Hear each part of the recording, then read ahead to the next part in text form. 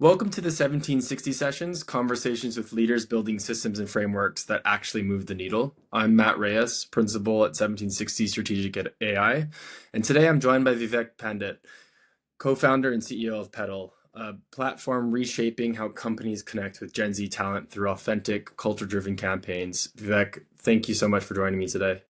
Appreciate you having me. Excited to be here. Awesome. So let's talk about PeduL and the origin. What was the original spark that led you to launch PeduL? Yeah, so graduated from Brown 2020, COVID year, so it was hard to find a job just in general. But I knew that if I was struggling to find a job, and I think everyone is pretty familiar with how tough the job market is, Yes. as an Ivy League graduate, then I couldn't even imagine what everyone else was going through. So we started off just observing that problem.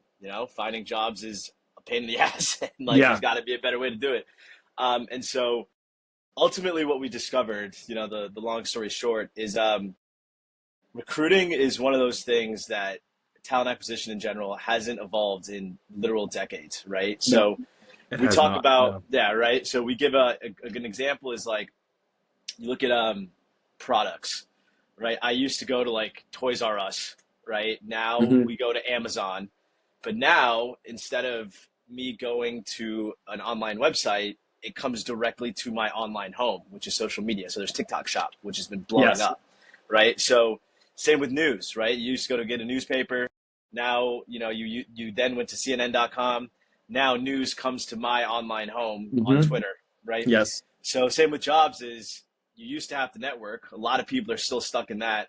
Yeah. Now there's job boards. You can visit job boards. Hmm. But the third iteration never took place. Jobs never came to our online homes on social media. And so what we realized was that when you put jobs in front of people, meet them where they're at on their social media platforms, like everything else in the world, uh, recruiting outcomes are just better across the board. Your cost per applicant skyrockets downward. Your diversity representation of quality talent increases. Your time to fill decreases. All the metrics that they care about.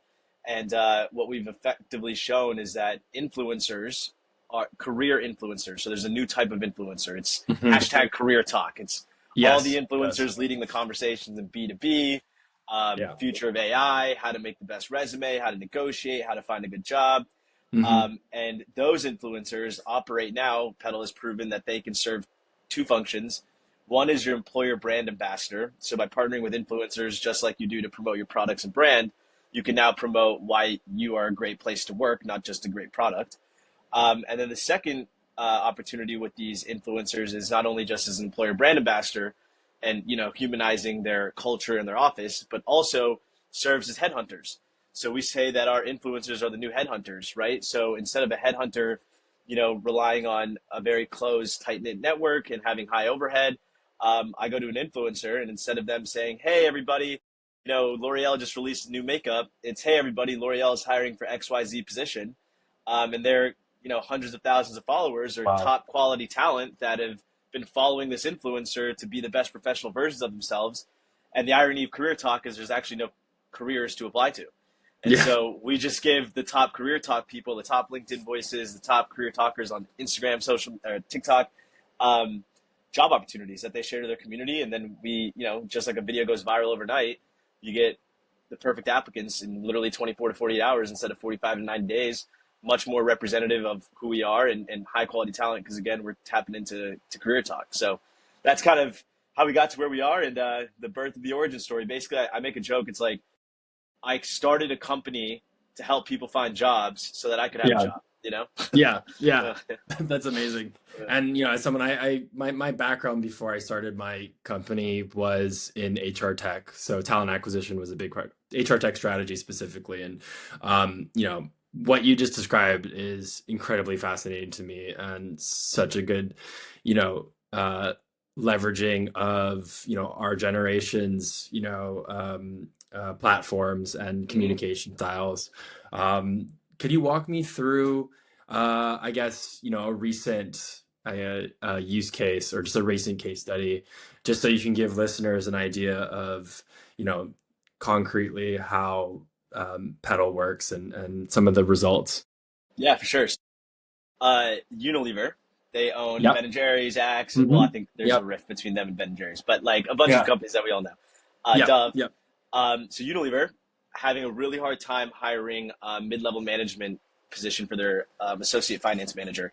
And what we've noticed in the space just in general is that entry level is pretty, companies are stuck in their ways using Handshake and career fairs. And then Yeah. senior level talent plus is traditionally headhunters, but mid-level management is that tough spot where there's not enough internal resources to recruit for, and headhunters don't make sense because they're too expensive, and job boards just give poor quality, high volume, poor quality applicants. So we've been seeing good use case for mid-level management. And so, for example, they gave us that role, gave it to an influencer literally overnight, had them 20 solid resumes and interviewed 40%. And so Wow. what's really cool is that our average interview rate is 30, 40%, which is, I mean, incredible, right?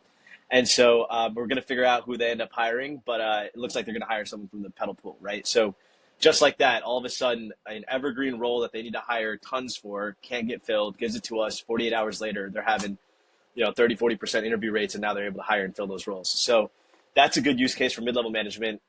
L'Oreal is another one. They needed more entry level for an innovation competition called Brandstorm. And so with PeduL, we got them 3,000 applicants in about 3 weeks, and their goal Oh, was about wow. 15,000, right? So, or 12,000. So this was just a small pilot, but we were able to get them over 25% of their applicant pool for far cheaper than anything they've ever spent, right, on other career fairs and traveling and paid media and things like that. And what was really amazing was that 87% were men or people of color, which was like the hard representation to get into this. Typically, it's a lot of women and Yeah. traditionally, white women. But the idea was, wow, you just crushed the diversity angle with this, Yeah. and that was really amazing. And the coolest thing was one of the people that applied from PeduL actually ended up being a top three finalist that they flew out to like Johannesburg. Oh, So wow. again, proof that like we not only nailed time to fill, diversity, but also quality, right? And so Yeah. um, rinse, repeat, and that's kind of what it looks like. Yeah. So how does it work? Do you have a platform that your influencers use to communicate with applicants, or do they primarily just use their socials, whether it's Instagram or TikTok, to get it Yeah. out there? Yeah. So And then, companies will give us a job. It'll be matched to the right influencer based off their demographics. So if it's entry level, we look for people that are 18 to 22 versus like 24 right? to 28. So they give us a job, we match it based off of audience demographics, and then it shows up in the influencer's dashboard slash portal. So the influencer can see it in their portal, they accept it, and then they make a video or a post about it. And then all influencers get a unique tracking link. So they can then log into the dashboard and see how many people clicked, how many people applied, what the demographic breakdown is, who got hired, who got interviewed. And so effectively, it's almost like building an ATS for the influencer, right? Yeah. And then obviously send payment, things like that. But yeah, they can log right into PeduL, see the opportunity, it's matched to them perfectly, but then they create the content using their own social media platform.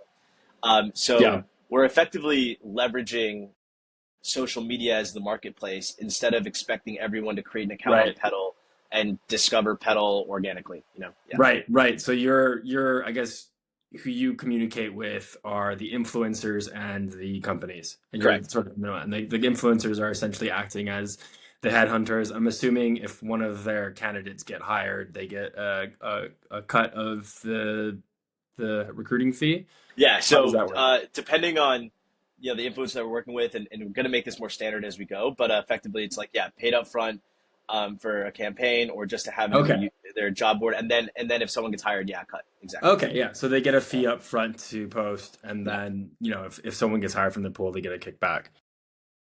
Amazing. And generally, how do you source influencers? Do you just Yeah, reach so out to them we directly? yeah, man, we just reached out to them directly, built an amazing family of them. One of the top, Christy Kennebrew, get me hired, Christy. That's what she goes by. She now is works on the pedal team, and with her and her legitimacy in the space, it's a lot easier to connect to influencers. It's funny, it's career talk influencers, still kind of a small world. They all know each other. Yeah, Um, but we're actually, so we made the Forbes 30 under 30 list, I think 2023.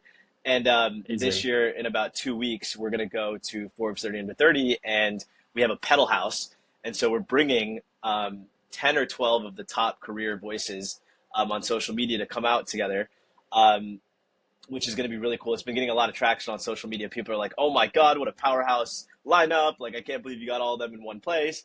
But that just goes to show that like the influencers are very bought in on the mission that we have of Yeah. helping their people get jobs. We don't view them as a go-to-market strategy. I think a lot of people use influencers as a go-to-market strategy. Hey, how many people make accounts? I'll pay you per account. Yeah. But influencers are the North Star of PeduL. They are not a Yeah. go-to-market strategy. They are literally the product. Yeah. So we treat Yeah. them like celebrities. We make sure that they feel like that. They're our friends. We go to each other's parties. We meet up for coffee. So it extends much beyond just a business relationship. And we're, I like to call them my friends. And so that's been really cool. Amazing. Yeah, that's beautiful. I mean, that makes it, much more impactful than just running a business. You're creating something that, actually you enjoy and get fulfillment other than, making a lot of money. So tell me about, going from starting this post-pandemic, to now, what has been the biggest challenges for you growing this to where it's at now? And Yeah. Well, that could be a whole podcast. I will tell you, I love what I do and we're yeah, crazy and psychotic, but like 98% of it has been an absolute shit show. I'm And sure. I Yeah, remember our managing director at Techstars was like, you guys are the craziest founder group I've ever met. I don't know how you guys are still doing this. yeah, And that's coming from a managing director at Techstars. You can imagine how many founding teams and incredible founding teams he's met. Um, so, a couple things. The first, I guess if I had to boil it down, there's a few things. I guess number one is when you're 22, you don't know how to manage money.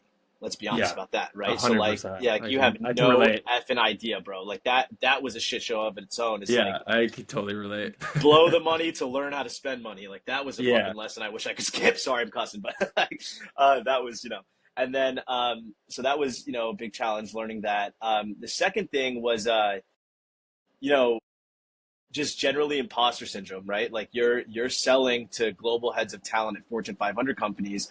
I remember when I was shaking asking for $10,000.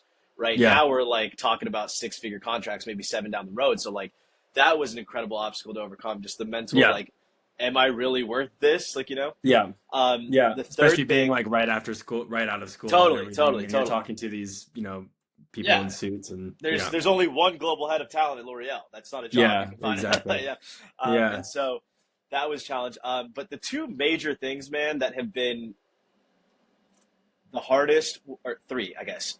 The first one is no one has ever built this product. No one has ever seen this idea of influencer marketing meets recruiting. yeah, So yeah. nobody, like, I'm not Lyft copying Uber, right? No, Like, exactly. This is I'm a whole. Uber. This You're is like revolutionizing. Airbnb, like totally. And You're like, revolutionizing you're in your recruiting. your Yeah, young 20s. This product does not exist. No one has ever connected corporate to influencers and mastered tracking reach stats like impressions, click-through rate, comments, engagement, and also results like hires, interviews. Like that overlay of those two worlds doesn't exist. yeah, So learning how to build the product was very interesting because people talk about two-sided marketplace. We like to say our three C's. So there's corporate, creators, and candidates. So learning how to onboard each side, build each side, which side is most important. That's a puzzle that we're constantly, learning to build, but far more confident in that now than we used to be. The other thing is the business model, man. It's like, you know, I in order for this business model to work, I need to pay the influencers up front. In order to pay the influencers up front, I need to convince corporate America to pay me up front. In order to yeah, convince corporate America to pay me up front, I have to convince them on a business model that's not traditional headhunting, which is like per yeah, placement, right? yeah. So the Exactly. question is, how do you convey a value proposition that allows you to get paid up front, uh, but also is scalable and something that the company feels like they've mitigated their risk, but PeduL feels like is fully valued. So I think structuring the business model and understanding, because we serve in both the employer branding reach and the talent acquisition results. So no one, those are two different departments. Those are two different tools. Those are two different thoughts of mind or thoughts when it comes to pricing. So Yeah, learning how to put all that into one, you know, pricing model is something that was a struggle and I'm frankly sure. Yeah, still working on, but much better and getting good results from that. And then the last thing I would say is just is we didn't actually know how powerful and good our tool was. And it's something that we keep learning is like, wait, we're way better than anything that's existed. We didn't even realize how good it was.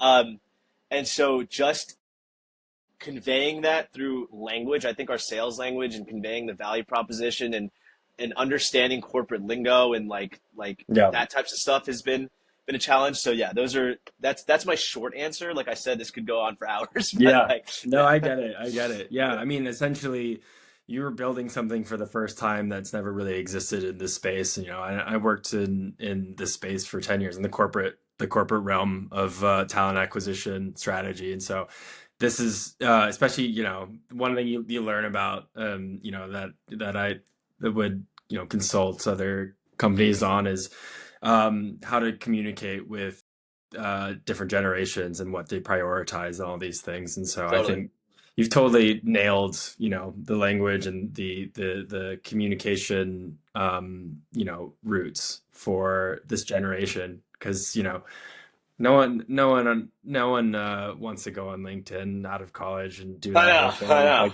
that's just I you know. know. It's so it's yeah, that's really cool and really exciting. Tell me about the platform and building that. How was that process? Like, did you raise money to you know to with via VC, do a Y Combinator type thing? Yeah. How did you build that? So we did Techstars. We got a 100K grant from Google's Black Founders Fund. My co-founder is black, and then we raised 500K 3-4 years ago. It's been a long Yeah, time pre-seed from North yeah, Venture Partners, Techstars, some angels. That's the only round we've raised. We raised 100K on WeFunder, so got a lot of community buy-in. And then we have an amazing CTO, our third co-founder, and he's just a great developer and you know has really taken the lead on. I mean, we got one developer, man. Every time I tell people that, wow, like they're mind blown. They look at like our product and they're like, I mean, it's not the best product in the world. We're still young, but like it's yeah. definitely better than what you would think a single So the person could one come man out. coding team Yeah, essentially. it's insane. Yeah. That's crazy. And for someone like me, it's funny. Like people assume I'm the tech guy because I'm Indian, Yeah, and yeah, I always laugh because I'm like, it's so funny because like I have two black co-founders. Like the yeah, black co-founder is the developer, the other yeah, black co-founder does sales, and then the yeah. Indian guy deals with all the influencers and culture stuff. It's Yeah. just like so funny how many stereotypes we're breaking. Roll over. Yes. Rule Yeah, reversal of the yeah, stereotypes. totally, totally. And it's just funny because as a technologically illiterate person, like Yeah. I you know really had to understand like product. Like you know I'm not a developer, but product is very techy too. And Yeah. so learning how to 100%. communicate to my developer and understanding how to speak his language and build the product roadmap and kind of understand where he's coming from versus where I'm coming from. That's been you know how we kind of built this thing out. Yeah. That's amazing. Is it so? The company right now, is it just you three, or have you expanded and built out a team? You know, hired anyone? No, just us three and two contractors. Oh wow, amazing. Yeah, pretty So small, very totally. lean still. Yeah. That's so uh I guess from a operational standpoint, are there any tasks that you and your team, you know, think that you spend way too much time on? Bottlenecks, any things like that, challenges? Yeah, I think you know, at the end of the day, like when you're at the phase that we're at, the only thing that really matters is sales and happy customers, right? And Yeah. so when it comes to the fulfillment side of things and all that, it's totally fine. I think sales is the hard part. And it's again, it's like we don't work with small businesses and startups and things like that. We're working with the largest companies in the world. And so getting their buy-in, trust, frankly, just even getting them on the calendar, getting noticed, is something that takes a lot of time. It involves going to conferences, it involves sourcing, networking, things like that. We've looked at different AI tools and people that say that Hmm. that stuff could help, and I definitely think that's true. Again, I'm technologically literate, so I always Yeah. like to talk to someone else. However, this isn't necessarily, this might just be a story I've made up in my head, but I don't think that more volume leads to more book calls in the industry or the people that we're trying to sell to.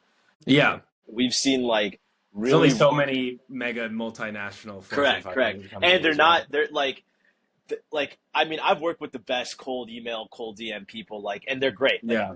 it helped, but like these guys are not necessarily open up cold emails and shit. Like, I don't care how good it No, is. Like, at the end of the no. day, like, you need to be referred by another Fortune 500 leader or something like that.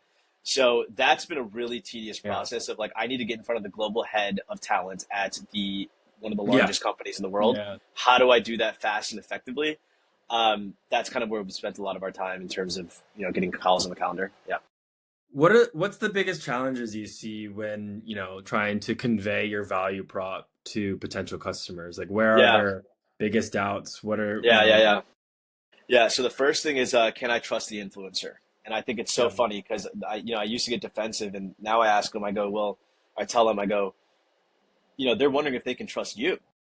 Like, Yeah. these influencers are like literally influencers because they've built so much respect and trust in like their community. They're like former consultants and former TA leaders. Like, they're wondering if they can trust you as a company to rep their Yeah. name on. You know what I mean? So Yeah. I try to They have a flip it back massive on them. brand. Yeah, Yeah. They have a yeah. Their brand to individual protect. brand is just Yeah. as sacred to them as your corporate brand. So like, Yeah. that's something that they get that. The second thing is, uh, Unilever said it best. She said, and I mentioned this earlier, is we do not have a partner or a vendor, and I don't think this exists in the space at least, that has mastered both reach and results. So like, we just talked to another client, I think it was Verizon, and I don't even know if she was saying all these names, but whatever. But they were basically like, we do a lot of paid media, and then we have a lot of recruiting. We don't have a way to measure if the paid media translates to good candidates, right? So that Yeah. connection between reach and results hasn't happened. So because our tech does that, hey, this content performed and yielded a hire, that's a crazy new concept. And so then the question is, well, where the hell does that budget come from? Because the problem is, uh, how we do it is influencers and paid media. So Yeah. companies automatically put us under a paid media campaign under employer branding, which is like no money. Who like spends, money like that on paid media and under employer branding? So Yeah. that's been interesting when we're trying to convey the what, not the how. The what is high quality talent, mid level talent, really fast that you retain and keep. Like, that's where the Yeah. money's at, right? Yeah. So learning how to shape our business model, our lingo and value proposition around the outcome and not the process is something that's been interesting to convey, and getting in the right department. And then I think the last thing is, it's so funny when you talk to clients, like, typically, we've been taught and seen, like, you work with them to say, okay, when we run a pilot, it's like, what metrics of success do we want to hit so that that this is valuable? They Yeah. have no idea. Yeah. They have Yeah. no I can idea when relate. giving Yeah. 10K, 50K, 100K to PeduL, what that should yield that makes it worth it. Because they're Yeah. not assessing reach and results at the same. That's not one person, right? So, Yeah. let alone one department, and you'd be shocked. Like, two departments in the same company are like never talk. It's like two different companies, and so that's been really interesting. Is like, all right, here's the metrics of success you're going to hit, and here's why the ROI is valuable. Like, we're one of the few companies, I think, that because it's so new, when I give a price, I have to show the exact reason that this was better than everything else. It's not intuitive to them, right? Yeah. So Yeah. that's been something else that we've been working on, but it's going upward. There's definitely a teaching curve because this is so new, and I think they're so used to traditional headhunters or leveraging LinkedIn or Indeed or one of those job boards. Totally. So you're teaching a whole new way to find talent, which is really exciting. But also I'm sure talking to a lot of these older head of global talent type people who have been using the same thing for years and or different Yeah, dude, they're generations. entrenched, It's bro. The educating switching them on, costs, you can't, yeah. like look, I won't say their name because I don't want to bash on people, but like, there is a competitor or like entry level recruiting platform that all Yeah. colleges use if you can figure it out. Yeah. I mean, I've talked to clients like that are not having the best time with them, but once you're in as a vendor. They just keep paying Yeah. them, and then they complain, and then they're like, "Well, you're better, but I don't know how to switch the money from them to you." Like, the switching costs are ridiculous when you're in these That's bureaucratic companies. that's Yeah, also one of the big things, working with a lot of enterprise companies with talent management, SaaS software. It's, the red tape that goes around yeah, when you totally, make the investment. totally. It's insane how long it takes to get budget approved for something and then Correct, getting it correct. off. It's a nightmare. So, is there a reason why you're only targeting these, mega enterprise companies. Why not target, SMB mid-market Yeah. companies as well? Um, we see we're considering there are two things. One was that we were actually selling to employer branding departments before we realized that the outcome was high quality talent that was this high quality. Like I did not want to be like, I'm going to get you high quality hires. My thing was, I'm going to make your company well known amongst the generation, right? Yeah, So from yeah, that perspective, like a lot of SMBs and startups, frankly, don't give a shit about that. Like they don't need to sell, like they don't need a whole generation to know about them. Um, right. so that was that. When it comes to now we're selling a talent acquisition, it could be possible to help SMBs and startups hire quality talent, mid level management, sales, Series A, B startup, whatever. But uh, even though the sales cycle is longer with corporate America, two benefits. Once you're in, right? So like that's Yeah, good. Two, the contracts are typically longer term, and three, there's yeah, way more money if you can get it. And so, and they hire way more, right? yeah, So yeah, like we're talking like thousands of people versus like dozens or something. yeah, So yeah. also It's also what we're easy to just look at the Fortune 500 list and be like, okay, what, like correct. these are who we're talking, Correct. Also, like the other big thing that I don't think VCs and just people understand is like in order to build this, you need a true cultural movement. Like you're asking companies to buy into the future of headhunting, recruiting, employer branding. You're Yeah, asking influencers to put their name on PeduL, rep their brand, show up to Forbes, and be excited about the future.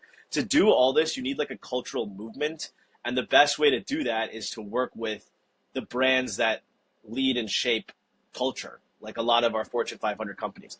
So that's why we're still where we're at in terms of this ICP.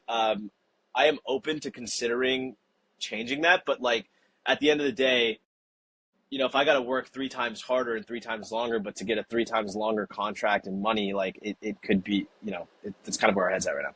Yeah. yeah. Yeah. Is there a possibility of being able to do both work streams at the same time, That or is, that is is that possible. yeah, It's possible. yeah? It's just You only in have a order limited to amount of resources as correct. You well. have a It's just limited amount you, of yeah. resources, and like for example, if I can work with three clients, jack up the ACV, and get hundreds of jobs from them versus working with 100 clients that give me a single job because I need 100 jobs to like build the product to its nth degree. Like I would rather pick the three clients. You know what I mean? Yeah. So I'm trying to build deep with our clients. I'm also I don't know how high our contract values can go because that every time we work with a new client, it gets higher and higher and higher because the value keeps getting better, better, better. And in Yeah. order to really come to a standardized like high ACV, like I got to work with companies that have that money. Like you know what I mean? Yeah. So yeah, Yeah. yeah, No, that totally makes sense. That totally makes sense.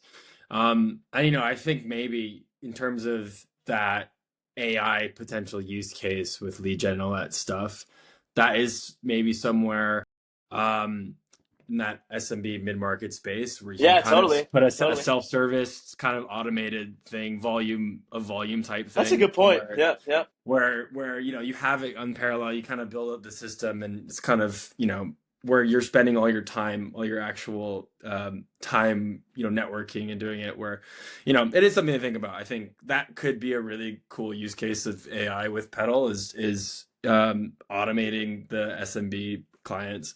SMB startups. Yeah, yeah, The SMB startups, mid market, anyone, and that's something where you could have AI SDRs and a whole self-service type thing yeah, yeah, in place where it's like a small fee and you just go for volume and go for just building brand recognition as a whole. But I guess other than that, that's a good segue into AI. Actually, how else are you guys using AI right now, just operationally, internally? I know there's only three of you, so I'm curious, how do you guys use AI just internally, day to day, and in terms of your product as well, is it integrated into the platform? Are there yeah, that's a lot, right? So yeah, yeah, I'll yeah. let you go. No, so in terms of integrating AI into the actual platform and product, Yeah, not there yet, and it's not necessarily necessary right now. I think like AI is a topical thing, and everyone wants to like talk about how they're using it, which is great, but like it's not necessary for what we do and to fulfill 5, 6 figure contracts. So like we don't have to do that right now.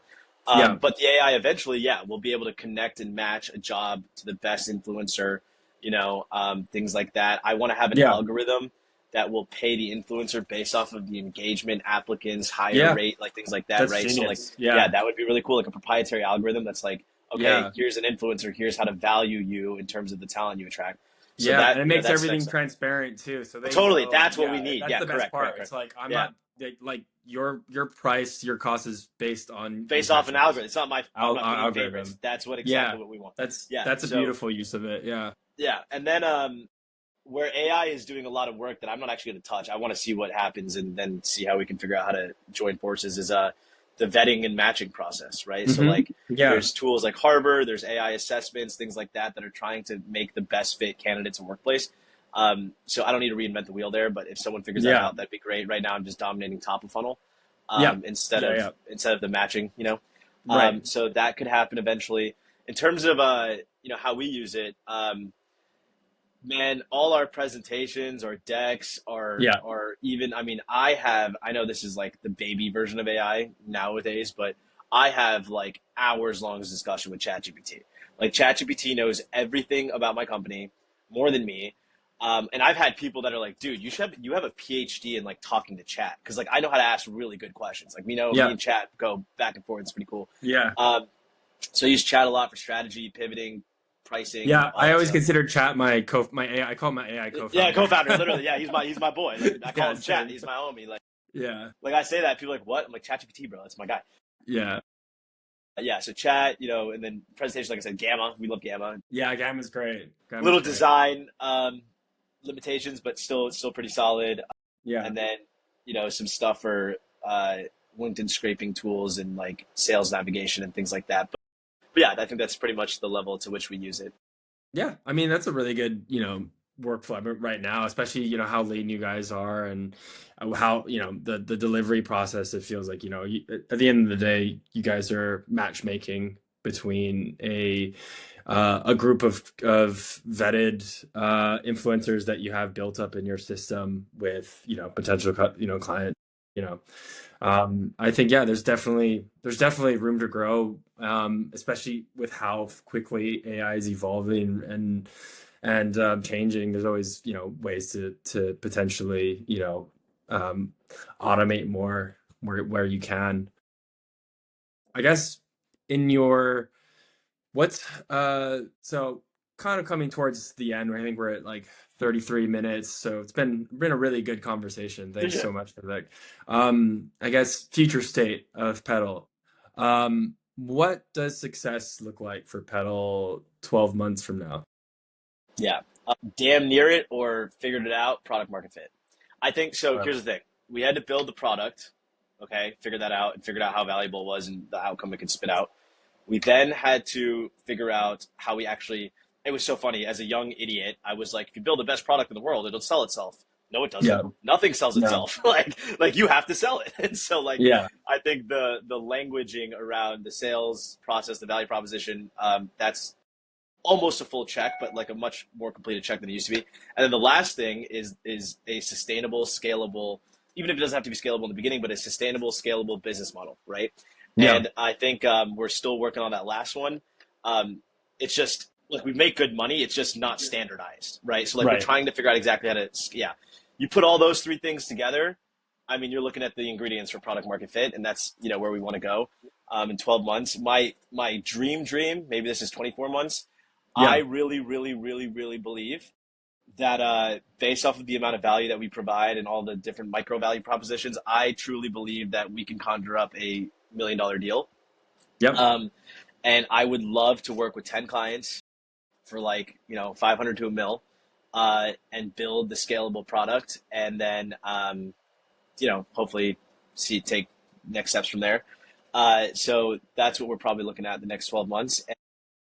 And I would love I would love a lot of brand equity and social capital, but just not from the place of clout, but like from the place of yeah, like oh my god, Fortune 500, the top career voices, like candidates, yeah, like the top talent, yeah, top career voices, and top companies all trust PeduL. That would be yeah. awesome. Yeah. That's amazing, and I think it's very, very achievable. I'm very much looking forward to following your guys' journey, and it's been a pleasure learning about what you guys are doing. I find it very fascinating, especially as someone who's worked in HR tech, Yeah. talent acquisition tech for 10 plus years, and in the strategy realm. I think this is probably one of the coolest use cases and revolutions in talent acquisition. So yeah, thank you for sharing. As we wrap up, where can people learn more about PeduL and connect with you? Yeah. So feel free to check out pedal.com, PEDUL. So edu is in the center of everything that we do and connects P&L, purpose, and life. So that's what we say is our name. So PEDUL.com. But I would love people to keep it casual. You can follow me, DM me on Instagram, connect with me on LinkedIn. I'm pretty responsive to people. I'm trying to build my social media presence a little more. So Yeah, that's always great. But yeah, my name is Vivek Pandit. And you can just find me on my personals and hit me up too. amazing. And then last question: what's one piece of advice you'd give to founders rethinking how they approach talent acquisition? Um, Founders that are trying to hire internally. No, just hire external, just in general, just talent Yeah, yeah, acquisition yeah. in general. So I Yeah, know okay. you focus on, I know PeduL's mission is getting, the Fortune 500s, Fortune 50s to Yeah, rethink yeah. How should how startup founder they think about it? target. But Yeah. for, a lot of the listeners on this podcast are founders, solopreneurs, startups. What advice would you give just from your experience being in this space and, Yeah, you know, two things. Someone's resume. I don't necessarily believe in transferable skills or someone's past resume and experiences being a good indicator of how much they'll succeed at your startup. Maybe at a Fortune 500 company, yes, but none of that has anything to do with culture fit. And culture fit yes. is so important at a startup. So I do two things. The first, and I learned this lesson by not doing the best hiring, is do they have the resume and skill sets to be interviewed? Cool. On the interview, I really assess for culture fit. Cool. If you check both those boxes before I hire you, this is kind of annoying, but it is what it is. I'm going to basically put you through a mini internship or a mini Yeah. trial period. And Yeah, yeah, yeah, yeah, I need to see how you interact with the team under pressure. And I need to see yeah, you complete something valuable for us. If yeah, you do that, then I'll hire you. But I'm not going yeah. off previous experience. That doesn't work. It helps get Especially someone in on the this interview, day but and age, yeah, especially yeah, in this dude. day and age where you can Like build the perfect resume like resume, that. yeah, yeah, yeah, yeah. But at the end of the day, can you do Yeah, something valuable for me and you click with the team? If I can't yeah. prove that, I'm not hiring you, and I've already made that mistake. So, No, I love that. I love that. I think there should be more, testing type, or not necessarily. I guess you can call it testing. Just like a pilot period, yeah, parts like of a testing pilot period, like periods internship, where you yeah, yeah, actually evaluate their skill sets and evaluate their critical thinking and how they communicate and how they work in a team, etc. I think that's genius. So I actually lied. I have one more question because I just thought of it, and I think it's I guess it's really interesting because the there's been a lot of talk about how AI in the next 5 years is going to, reduce the workforce by whatever 50%, et cetera, and all these positions, and how, college grads are finding it tough right now to find entry jobs level out of jobs. So yeah, college because yeah, yeah. of, AI is eliminating a lot of entry level jobs, et cetera, et cetera. What is your take on that, and how does PeduL combat those, Yeah, cool. Great question. Okay, three key points to that. Number one, everyone is talking about how many jobs AI is cutting. They're not talking about how many it's creating. So at yes, the end of the day, yes, I forgot what report I looked at. At the end of the day, it's still a net negative, but there are way more jobs being created by AI than I think we think of. So there's yes, that. yes, Number two is PeduL helps with the discoverability of jobs. So if jobs are being cut and new jobs are being created, no one knows what the hell is being created. PeduL is actually perfectly primed to help with that, right? It's like hmm, I lost all these opportunities. I don't even know the world of opportunities that don't exist over here. I use influencer marketing. I get it culturally relevant. Now I know about the AI opportunities that exist. So that's part yeah, number two. And then part number three is shit. What was I gonna say? It was oh is there's a lot of companies people are struggling more for entry level positions currently. This could change literally in a year, but currently it's not because AI has replaced so many jobs. It's happening, but the major reason right now today is that people are completely unaware of the opportunities that exist. For example, Yeah. no one's talking about how L'Oreal. Oh, I think we lost Steve Vivek. Oh, can you hear me? Oh, yeah. It said the recording stopped because you had an incoming call. All good. No, you're good. Don't worry about it. Sorry, folks. Oh, I'll edit this out, so it's okay. I can't hear you. Let's see. Maybe try rejoin, perhaps. There we go. I hear you now. There you go. I can edit all that out, so don't worry. So yeah, I can edit all of that out. So don't worry about it. Yeah, yeah. So we're good. We're still good. Yeah, yeah, yeah, yeah, yeah. And I think one of the cool things that I've kind of taken away with PeduL and the value prop here is, working in this space, job roles and jobs in general are evolving massively, especially with the advent of AI. Different skills are needed, new skills are being created every day. And there's no better way to do that through, being able to communicate to audiences that are, learning through YouTube every day and thinking outside the box and doing these new skills that they don't learn in school. And I think you can connect. PeduL can help connect to that audience of the younger generation that are learning and upskilling themselves to the latest and greatest technologies and everything like that outside of a traditional degree. So yeah, awesome. Well, Vivek, thank you so much. It's been such a pleasure. I loved this conversation. As I mentioned, I worked in the space for 10 plus years in the corporate tech SaaS space in this. So this is very, very exciting. So very excited to follow your journey, and everyone that's listening, PeduL.com. And where are you on socials? Yeah, perfect. Perfect. Yes.